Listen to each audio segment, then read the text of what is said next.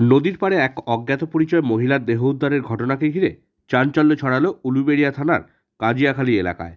স্থানীয় সূত্রে জানা গেছে, শনিবার সকালে উলুবেড়িয়ার হীরাপুর গ্রাম পঞ্চায়েতের অন্তর্গত কাজিয়াখালী শ্মশানের কাছে নদীর পাড়ে বছর ৩৫-৪০-এর এক অজ্ঞাত পরিচয় মহিলার দেহ পড়ে থাকতে দেখেন স্থানীয় বাসিন্দারা। স্থানীয়রাই পুলিশকে বিষয়টি জানান। খবর পেয়েই ঘটনাস্থলে আসে পুলিশ এসে মৃতদেহটিকে উদ্ধার করে ময়নাতদন্তের জন্য নিয়ে যায়।